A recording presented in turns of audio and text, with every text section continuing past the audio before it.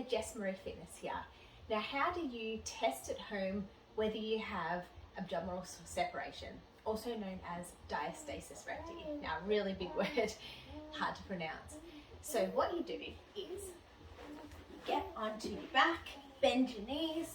What I want you to do is get your middle finger and your index finger. You're going to place it just above your belly button, pushing in, and then you're going to raise your head off the ground, keeping your shoulders on the ground, and you're going to be able to push in and feel on either side whether you have that abdominal separation.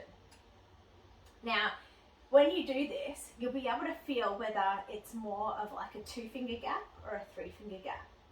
Now, when I do this, I can see that it's not quite as big as 3, but it's definitely a little bit over 2.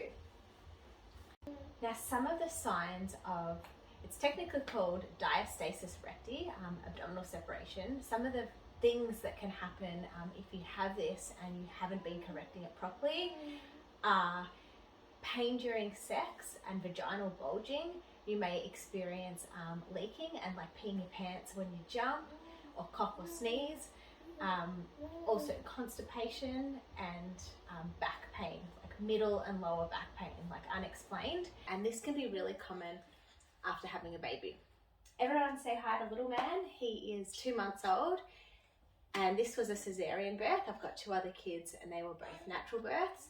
So there can be things that are quite different with this. Obviously, major abdominal surgery can cause muscle weakness and diastasis recti. Didn't for the first pregnancy, which my son, he's 15 years old, but it did happen for my second pregnancy, Aria, she's 3 years old.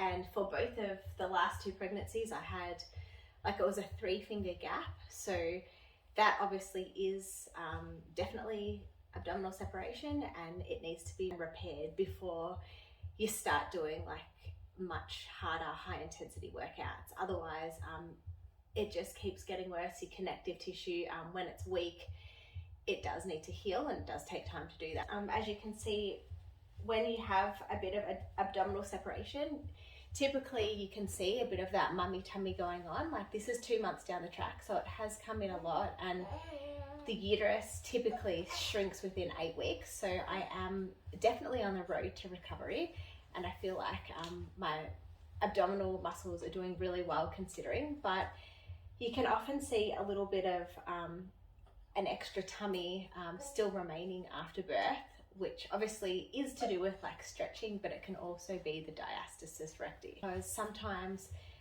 as mums, we think that we have to be perfect with doing stuff, and learning a new exercise and doing it takes practice. So just be kind to yourself. Know that you don't need to be perfect to know if you have a bit of this ab separation going on. A lot of mums that I speak to, they are so worried about getting things right and doing it right and not doing it wrong that they don't do anything at all. And you know, you're not going to do any damage to yourself if you test at home and then start to learn to put into practice how to strengthen the core and pelvic floor. As long as, I mean, there are some exercises that you need to avoid, but moving and trying to do things is better than doing nothing. Clinically, it is defined as diastasis recti if you have like a 2.5 or like more than a 2-finger gap, and you do need to be aware of this and strengthen the pelvic floor. Now, I hope this is helpful. In other videos, I'll go into what you can do to start to correct this. Obviously, doing too much too soon can be a really bad thing, and you know, I've been guilty of this in the past. You know, if you're anything like me and you've been into your fitness in the past and you're really like to be fit, strong and healthy, and you also like are really keen to get your body back as soon as possible, it's important to realize that it takes time to recover from birth, and doing too much high intensity exercises, even though they're great for fat loss, they're not good for abdominal separation. Especially anything that causes you to have to hold your breath and increase the intra-abdominal pressure. That sort of thing will put you back on your journey, and then you'll consequently get back pain. If you don't repair and recover properly, you might always have like be leaking pee when you jump, and although very common, it's not normal or natural, and it is common and normal after birth. But if you're sort of experiencing this like a couple of years down the track, when things should be, you know, the gap should be closed up if you do things properly, then sometimes you need to go back to basics. Now, little man's starting to get a little bit cheeky, so I'm going to let you go, but I will go into what you can do in the follow-on videos. Take care, and I'll see you soon.